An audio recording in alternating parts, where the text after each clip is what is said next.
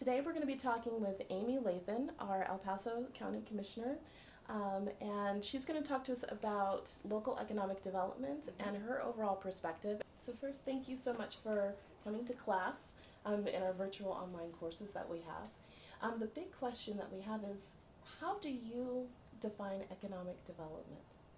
Well, economic development, I would say, would be defined, of course, by the number of jobs and the kind of economic activity that those jobs and whatever industry you have in a particular community is generating in the general population. So what kind of economic activity is going on in a community? That can be obviously a number of things. Here in El Paso County, we have significant military impact. That's a significant portion of our overall economy. And those are all government jobs, of course, and so that's a different type of job. And then we have the private sector. And economic development relies greatly on private sector job creation, and certainly we look at multiplying factors in terms of what types of jobs there are and how many indirect impact jobs that come from primary employers. And so all of those things combined are and improving those and gaining on those are economic development within an entire community. And as local government officials, we can't create any jobs. Of course, we can hire people, but government doesn't create jobs. We just kind of move the money around. But we have local land use development and local regulatory policies that impact business and can either make it really easy to do business, to start up business and to continue running a business, or make it very difficult. And so we pay very close attention to the local regulations that impact economic development. We also pay very close attention to making sure that companies outside of El Paso County, whether in the state of Colorado or in other states or globally, understand how business friendly we are. We need to make sure that message is out. And then we work with the Regional Business Alliance and others to meet with these folks and bring them here so that they are bringing those jobs into El Paso County. So from our perspective, it's about our local regulatory environment. It's about our infrastructure so that we can support the jobs. It's about our partnerships with the university so that we know that we've got the right workforce in order to go out and pull those folks in and bring those jobs to El Paso County. And so what you are mentioning is a lot of things that we take for granted as policy tools that are options for us to engage in economic development from a local perspective. If we take some of those tools and just sort of get an example of them, so for example with land use, do you have an example of where the county was actively thinking about if we make this choice, if we engage in this activity, then we're going to affect our economic health? Absolutely. So there are a couple of different pieces that I categorize our land development code. And when I say land development code, we are that authority that makes decisions about how land can be developed. We are not the authority that speaks to how buildings are constructed. That would be the regional building department. So once construction begins, it goes to a different agency. But in terms of the land use itself, the zoning, the density, making sure that there's water sufficiency, all of that is determined at the state. We put all those pieces together and approve land use applications. And within that, there are two categories: the technical pieces of land development and the rules that apply, and the actual process in terms of going through an applicant going through that land development process, whether that's a single-family homeowner doing a home-based business, or whether it's a large commercial operation building homes or building a commercial retail kind of operation. So the process is very critical. We've made hundreds of changes in the last about 7 years in partnership with the business community to our land development code to make it easier for businesses to operate. So, for example, there are hundreds of changes that we've made that speak to that process, and we've made some of those much faster, much more streamlined, and just so that people can come in, an applicant, for example, can come in and get an administrative approval through our staff, our planning staff, that work for us, and not have to bring it in front of the Board of County Commissioners. When you make a change like that, not only does it save weeks, if not months, of time, but a great deal of money in terms of application fees. And when an applicant has to come in front of the Board of County Commissioners with a plan, they have to show drainage and traffic and all kinds of different criteria. And they usually have an attorney with them or a planner that they've hired. All of those things cost money. And when you're looking at someone who's trying to do a business, start a development, something like that, that money takes away from what they're able to put into that, or it takes away the number of people that they can hire for that.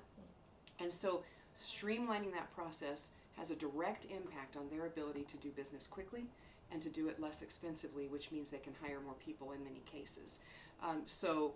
We have made many changes to the process so that they are administratively approved. Now that said, you're very careful about that when it comes to land use, because in a land use application, it's not just the applicant that's really at play. It's all of the adjacent property owners. People, the citizens of the county need to have a say in what's going on. And so we don't give administrative approval to those items which need public input. The public needs to be able to have their time in front of the Board of County Commissioners in an open public hearing. And so we're very careful about that so that property rights are protected. But those kinds of things, the process issues have made a significant difference. And then specific little things. We used to have some provisions in the Land Development Code that required certain types of landscaping around certain types of developments out in the eastern portions of the county where we don't have enough water. And it doesn't make any sense to tell people to go plant these deciduous trees that can't survive in a very arid region and then have to have someone come in and irrigate, and it doesn't make any sense. And so for those kinds of things that were crossovers in our Land Development Code, which is almost an 800-page document, we really whittled things down and tried to get rid of those kinds of things that, quite frankly, just don't make any common sense at all. Those have a big impact on business directly.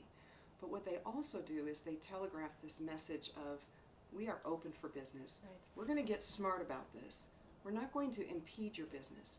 We're going to make sure that you can get through this process very quickly.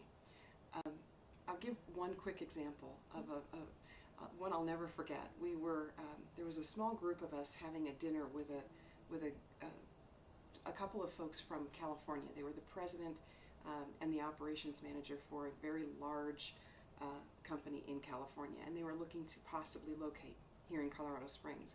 And as we discussed their proposition and all the assets that we had to offer, one of their concerns was all of the regulations that they were dealing with to build this large, really extraordinary campus. And they said that they were told that they could have their building permits and their buildings up and running in just 7 years. 7 years! That's what they were told in California, and that's why they couldn't do business there. They can't hold the investors in that company and in that new project could not wait that long. So it has an impact long down the road. We then sat around the table with city and county and business leaders and representatives that were necessary for these folks, and we can do this in 7 weeks. We can have everything ready for you. It's about expediting that process, and what an extraordinary difference. That matters to business, and that's why we're bringing in some of these new primary employers, because they know it's a great place to do business. Absolutely. And we assume that the same thing is happening with regulations in terms of streamlining those and making those much more compact here in the county, but also regionally, right? Absolutely, regionally. We want to be able to have people understand this is the Pikes Peak region, and sometimes they may be doing a project somewhere in there. Well, we thought, people think that project is in the county, or they think it's in the city. Well, not everybody is necessarily aware of the boundaries, and if you just simply cross over kind of an invisible line, all of a sudden you have very different regulations. It makes it very tough to do business. So we work very hard to be in sync with the City of Colorado Springs and things that they're doing within their planning and their regulatory scheme, and make sure that we're as close as we possibly can. Now, there's no question there are differences. There are differences in terms of the utilities that service various areas. There are differences in areas down to the south, out east, that are on wells up north versus central water in the city, and all these kinds of things that matter to development. So there are always going to be some differences, but we do everything we can to be as similar as we possibly can so that there's consistency. Changing the rules in the middle of the game for a developer, and again, when I say the word developer, that can be someone building a second home on a subdivided piece of property, or someone building a large complex, of course. But because everyone can use their property, depending on what it's zoned for and what they're looking to do. So we try to serve everyone as the customers that they are. We've got to make sure that they have consistency. If they come in and they have their checklist on what they need to do, and then 4 months later that gets changed, and we've watched that happen, all of a sudden, now they have to spend more money. Their investors take a second look. Why are you asking us for more money? This project was supposed to be in this budget, and things get very, very difficult for business development. That's a problem. And so we work very hard regionally. We erase the boundaries on the map as much as we possibly can in order to serve and be consistent to the business community and to property owners.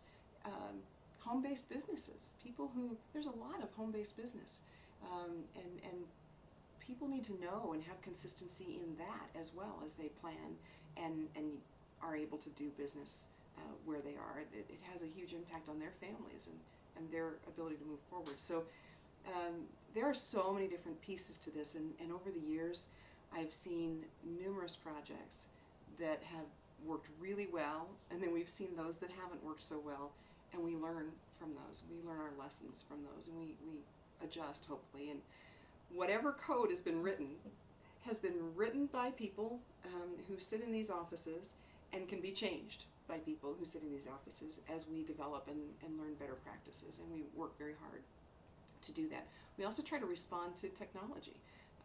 Water, for example. Water is everything. It's everything.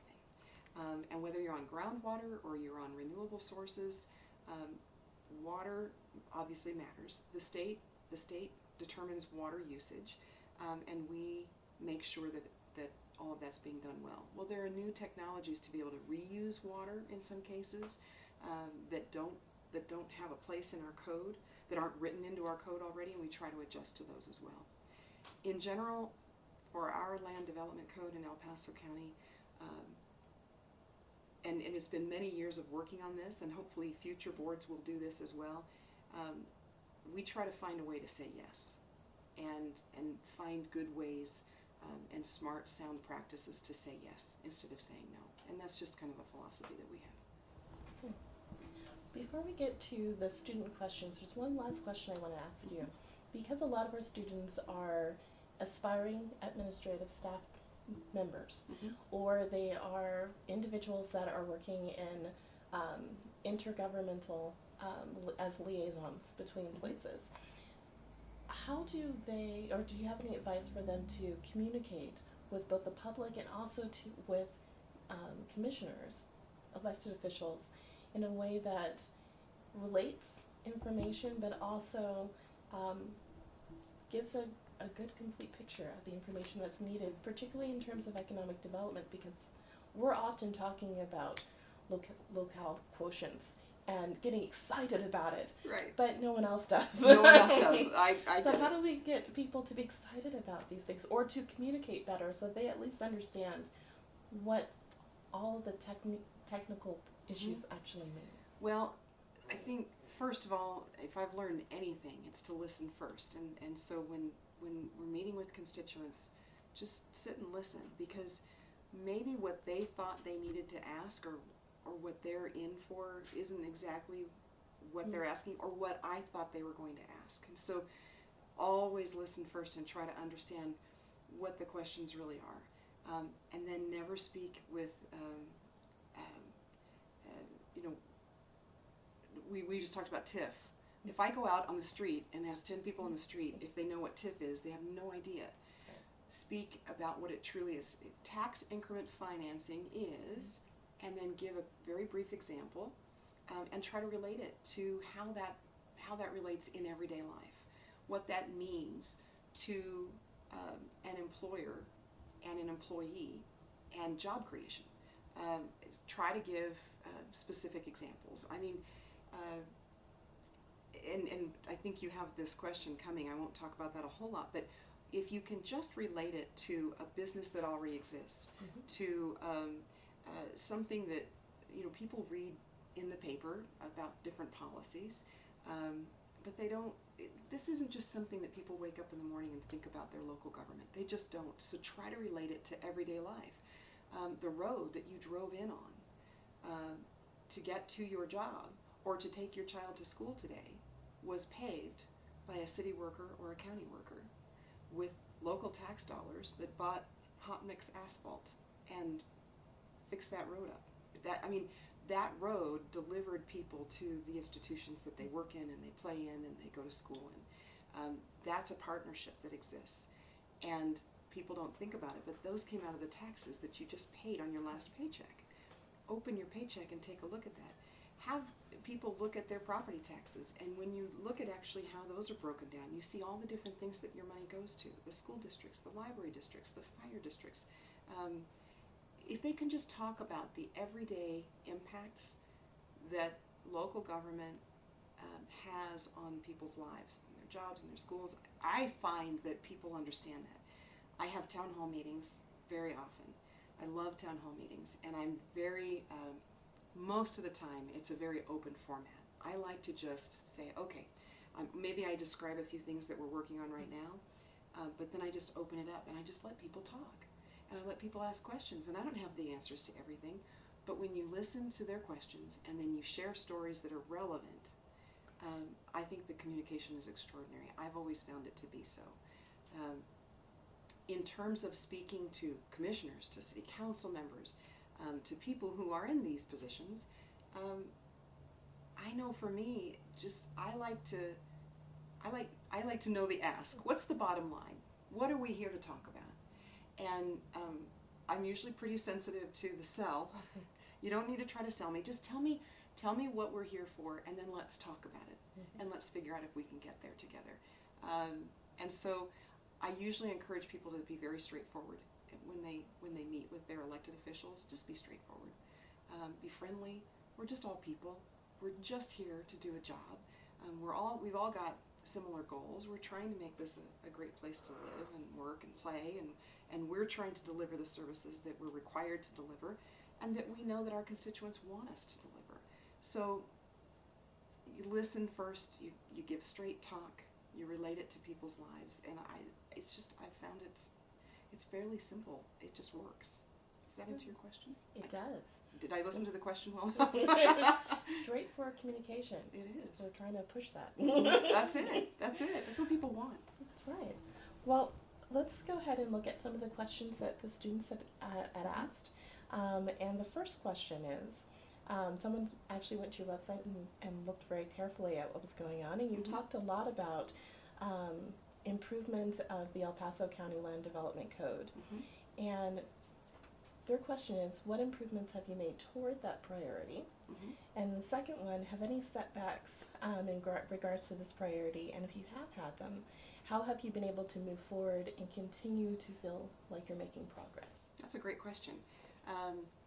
It's kind of a hard one to answer because there have been so many. But what I've done is, I would say it was in early 2009, I sat down with then it was the Chamber of Commerce, before it became the Regional Business Alliance, and met with those folks, and we created the Barriers to Business group.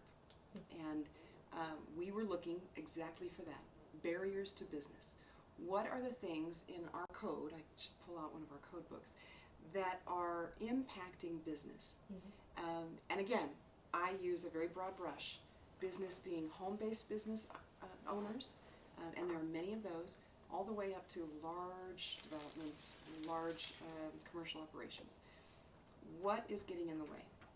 And we put lay people together, we put professionals together, people from all, we put people, investors involved, because investors are such a key part. We put all these folks together in a group and they started digging through this land development code. And after a period of time and many, many meetings and a great deal of work, they brought forward recommendations. And they did this in phases. And over the years, we've made, I want to say now we're probably up nearly to 400 different changes and deletions that are getting in the way of business. And again, that speaks to those two things that I talked about, either in the process category or in the technical rule category. Getting rid of redundancies. We had a situation where really our code essentially defined that you could not have a second residence on a property, like a mother-in-law apartment, kind of things like that. And families, oftentimes, we want families to be independent. So here we are in El Paso County as the social services delivery agency, and we want people to be as independent as possible. That takes pressure off that safety net. And so people who had aging parents, for example, and they had property and they wanted to put them in a second dwelling, that would be independence. That would be that family, aging together. Our code was restricting that. And for a number of reasons, you can't have this dwelling because of square footage. You can't have this dwelling because of second sewage line, things like that. And we said, why? We have to look at this as a whole and ask ourselves, why? And so that was part of that entire code scrub, is to, okay, everybody, look at everything that's in here, and we need to ask ourselves why. Health, safety, welfare, those are things that we're charged with via the Constitution. Those are broad categories. We need to be sure that we're not overly onerous in the county, and we made changes to that. So people can now be more independent in their families. Now that may seem like a minor issue. It's certainly not a minor issue to those families who are directly impacted. And it's not it's not a minor issue to the families who are planning for the future and have the potential to be able to age together and get out from under just bureaucratic rules. There was a small business out in the Falcon area, and they wanted to expand their business. And the expansion was somewhat unusual, and it wasn't defined in the code. There was no line in the code that says, well, here's this definition. And so they were told, well, we'll have to assign it some other definition. And so they called it something else, and all of a sudden they have to pay $8,000 in fees to apply for something that it wasn't. And we said, oh, no, that's not the way we do this. If it's not written into the code, we don't need to find some regulation for it. So I've gone through that process with that committee. The other commissioners have worked on this together with everyone, and we've made hundreds of changes. I think a failure in that was very slow. It was very, very slow. We lost time when the fires happened here, and we stood down the committee because we were just so occupied with so many other things, and we really lost some momentum. And I wish that we had gotten more done. I do believe there's more to do, and then you run into time constraints. All of a sudden, you're term limited, and you're not here, and you hope that others will pick that up and keep going. So I do regret that it's gone more slowly than I had hoped. We also have an engineering criteria manual that's kind of a joint document that needs work that we haven't been able to get to, and I wish that we would have. So I have been very focused. Each one of the commissioners, I think, are focused on certain things. I've been very focused on land development and its impact on the economic development. And so I'm very, very excited that we've made hundreds of changes that have been very positive. Disappointed that it's been as slow as it has, and I think we could have done more, but we've got the foundation, and I know that it'll continue to be built upon.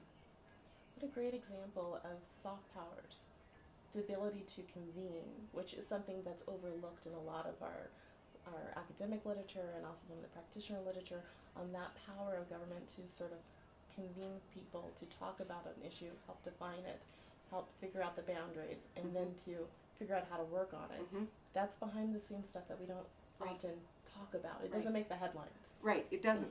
It doesn't, and it's kind of minutia, and but it happens I mean, daily, weekly, you put people together and we sit and we go through these things, and at the end of the day, policy comes out of that impacts people, and so I love it. This is where the rubber meets the road in terms of the impact to the citizens and why local government matters. And here's the thing, people can walk in this office any day of the week. I mean, usually we have appointments, but people can just walk in and we can sit and talk about things. They can share issues that they have.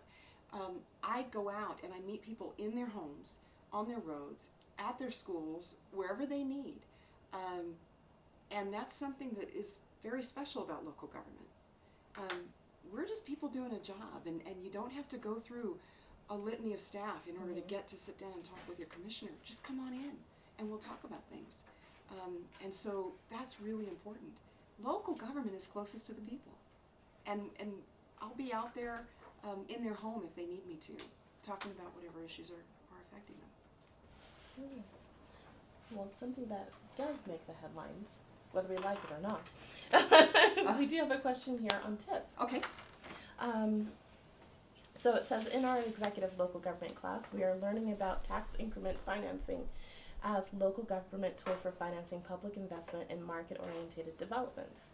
This used to be a mechanism for financing in areas of blight, but in the last 50 years or so has turned into something that local government uses to fund development. You have a very comprehensive website in El Paso County, but nowhere does it really define information on TIFs. Do you have any TIF funding in your county? Some of our students are all over the place, all over the world. It's great.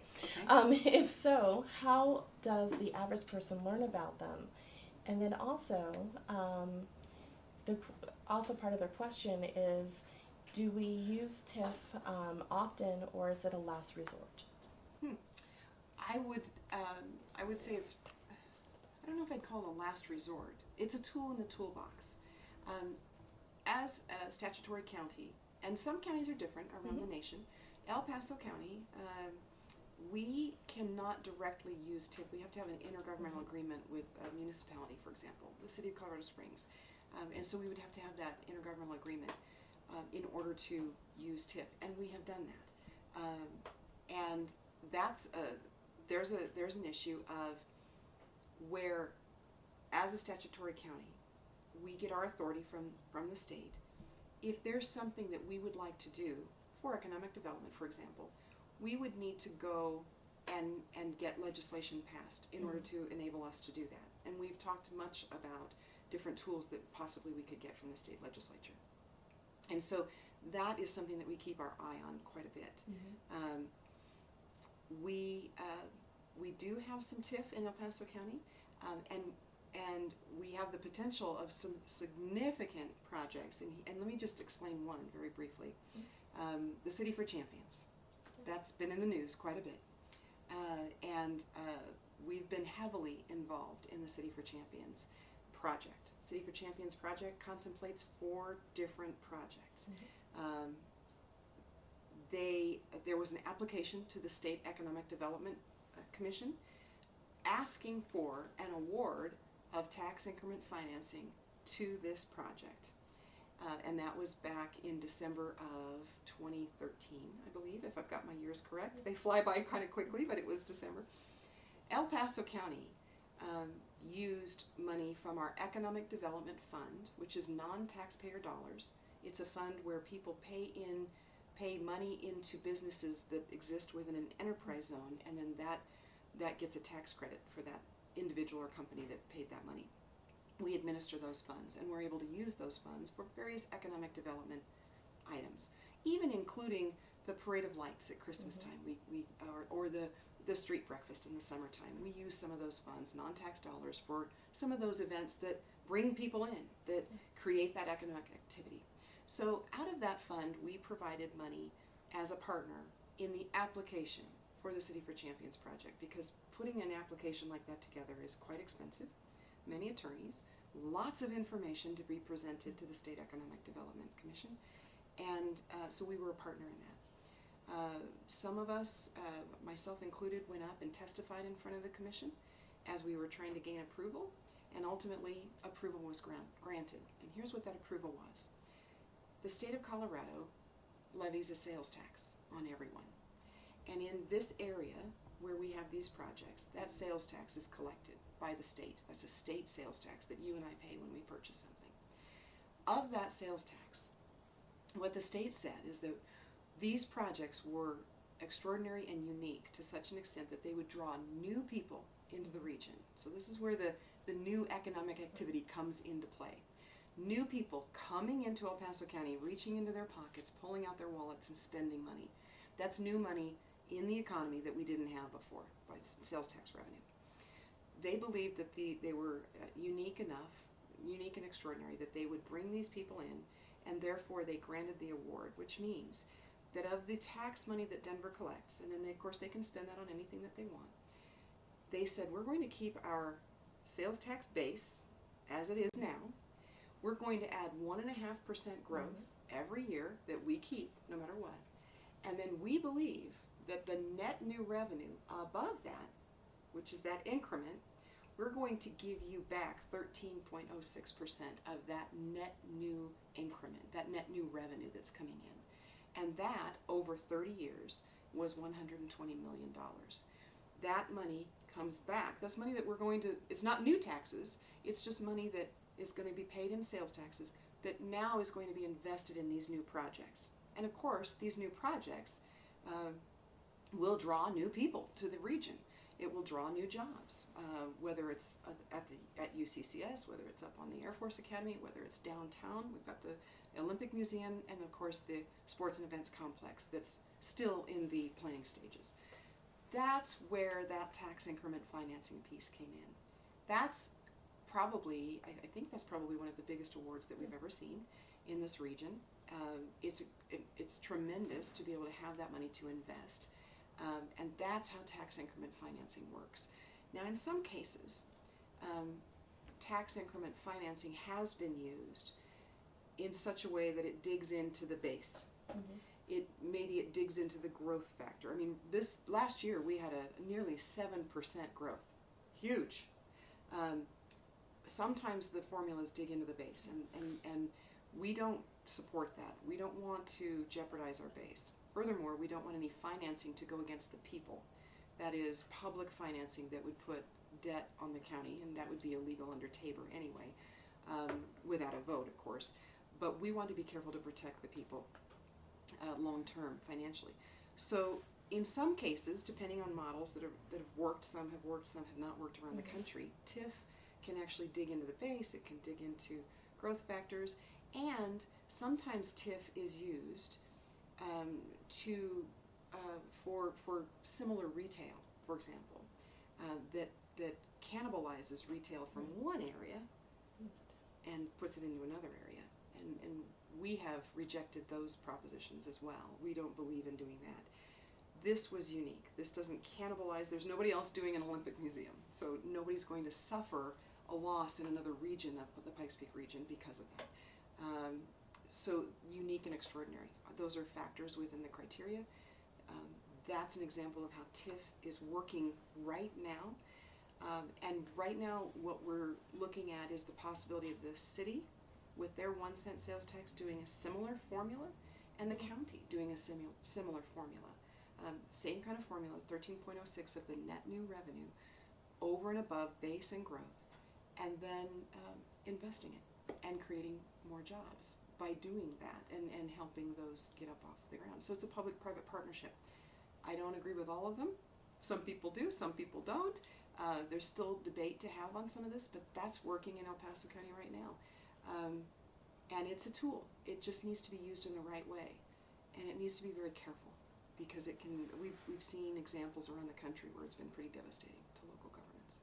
Absolutely. They have just, part of this question is coming from watching some of the suburbs of Chicago and looking at the TIF financing that's been happening there. And again, the digging into the base and digging far into the base. Absolutely. In this case, when we did an analysis of what was proposed, and of course, every proposal, it comes with we think this many people will come, right? And it's based on a lot of education, but there's a third party study going on right now. But we internally looked at the numbers that were proposed, and we said, okay, based on these numbers, if we are very conservative and we cut their projections in half, what would El Paso County stand to gain when these are completed?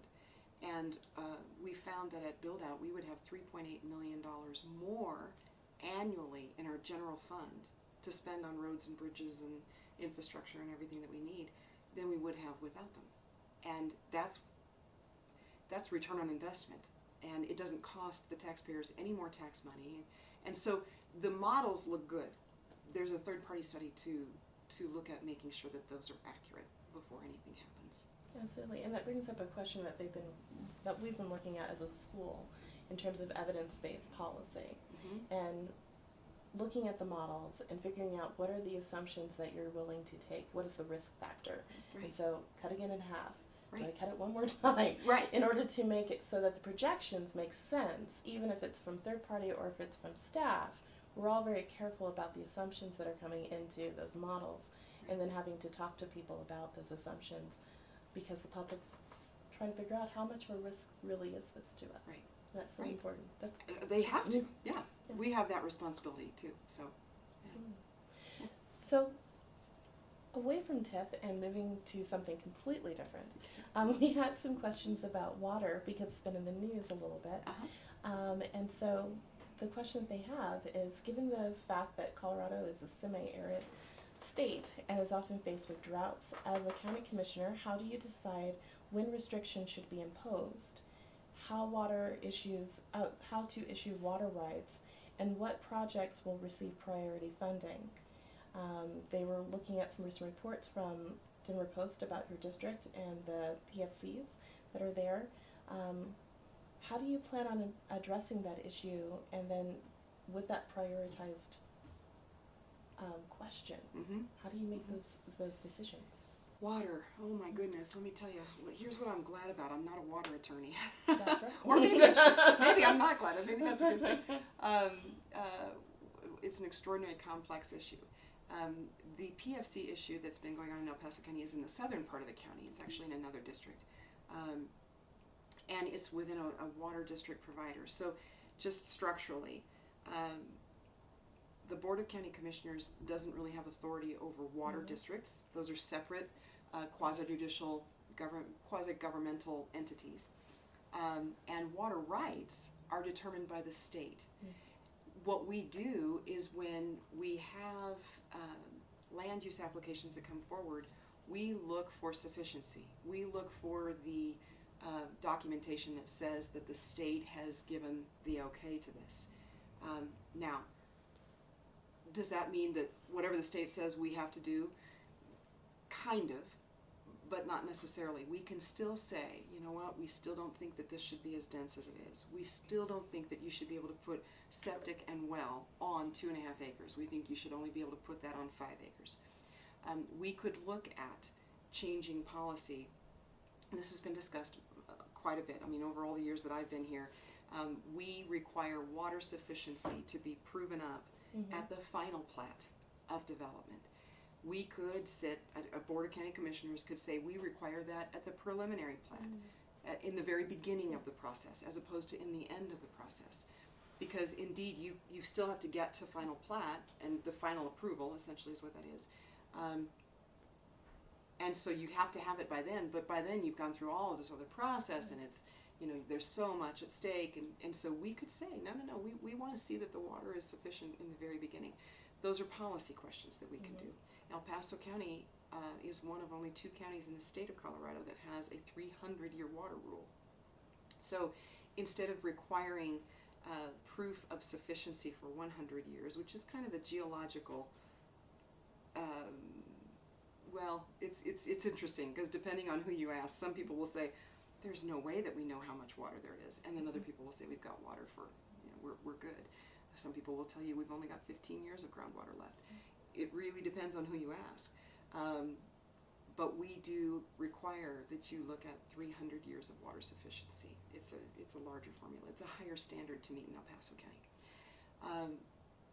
years ago we had some folks come forward and they wanted to change policy to reduce the densities in order to conserve water because they were concerned about nitrate contamination and some other issues.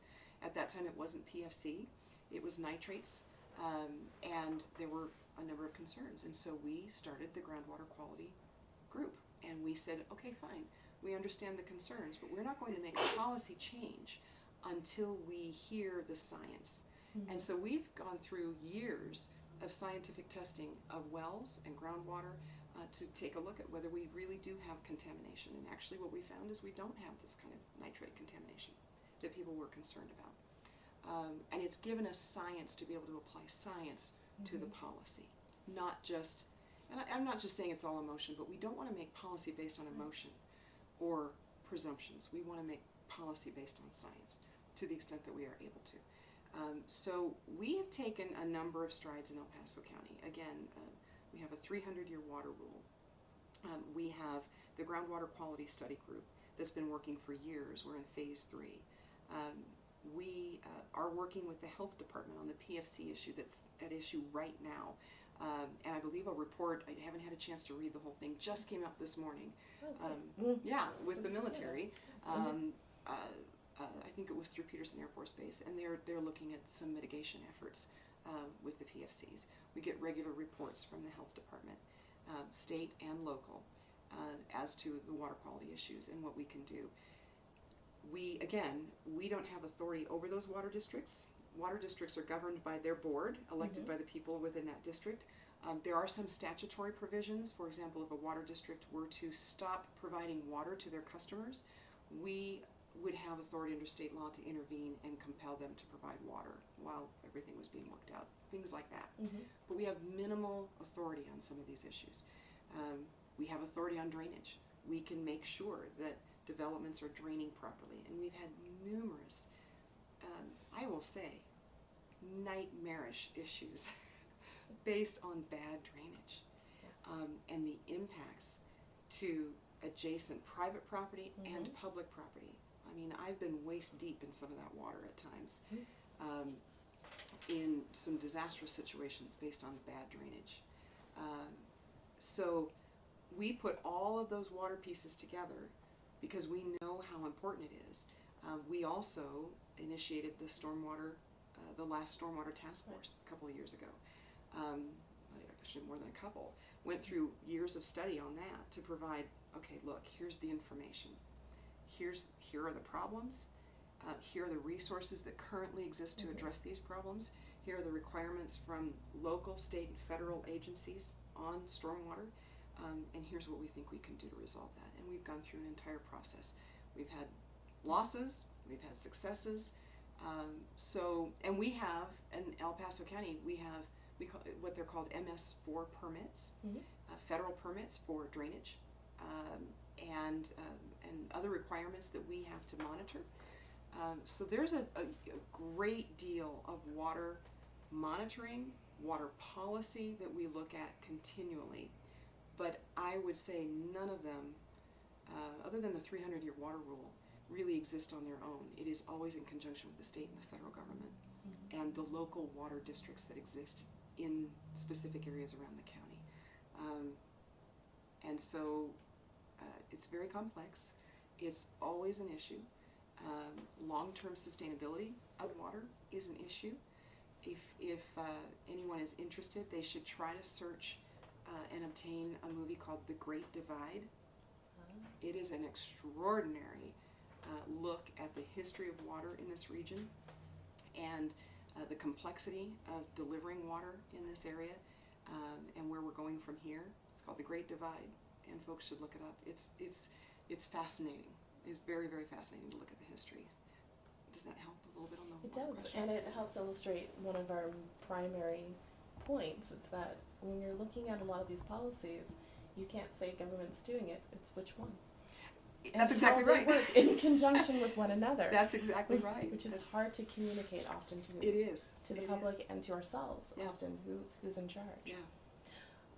We have one last student question, and this one is on road maintenance. Okay. And so They preface it by noting that land use, economic development, and transportation are deeply interrelated at all times. That's true. And they want to know, will road maintenance be a priority of the El Paso County administration to address, if it's even possible for them to be a priority for them, as infrastructure is so vital to economic development? If so, what initiatives, initiatives and action plans do you envision putting forth to address the public interest in repairs? Very good question. Another thing that we've been working on long term, so 3 years ago we put in place some future budgeting for our fleet and operations, which obviously that's the direct relation to the maintenance of the roads, whether it's graders or chip sealers and just all the different kinds of equipment that we use, and in many cases that we contract, because if we don't have the equipment, we'll contract with another entity that will do a specific road rehab project, for example. We put in place a long-term budget increasing plan for fleet and for that very thing. In 2008, when we went through drastic cuts, we had, I have to think back, in those years, we laid off 200 people. We froze 100 positions. We took 13 departments and whittled them down to 4. And we just dramatically changed the structure of county government here, and had to make some very serious decisions. We cut all of the countywide offices. We cut Department of Human Services, Public Health, and obviously in all of that we lost funding into our infrastructure, and we did everything we could to keep it there. We have been working to put that back, and so we have this long-term plan to put more money back into fleet, and they've been buying new equipment. They've got a new intern program where they're bringing new people on to train young workers on equipment, and we have a maintenance plan. Now, we've always had a maintenance plan. So we go in and we take, we don't just kind of go out and look at a road and say, well, that one probably needs some work.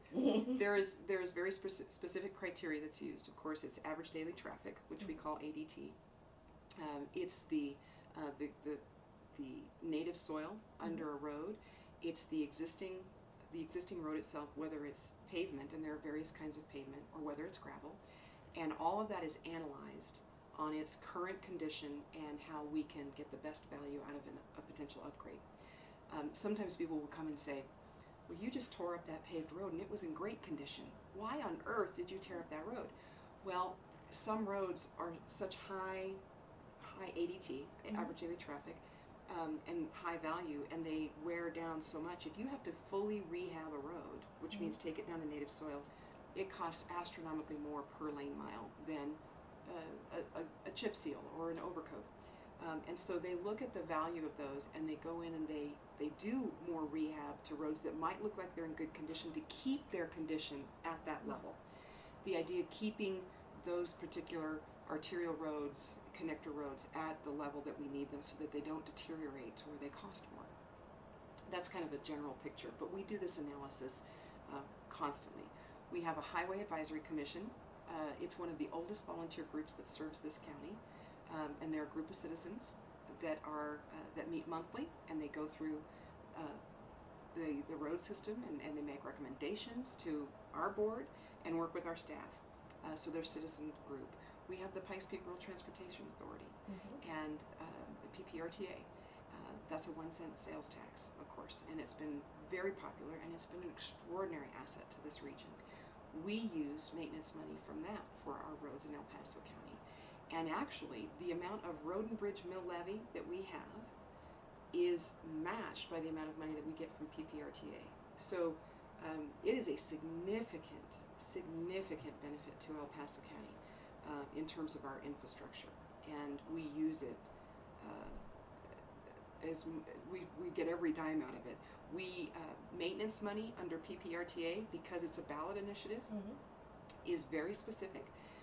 You cannot use maintenance money specifically defined in the ballot initiative on capital improvements. So if you're increasing capacity on a road, that has to be a capital improvement that the people voted on. Maintenance can only be for true maintenance, not increased capacity.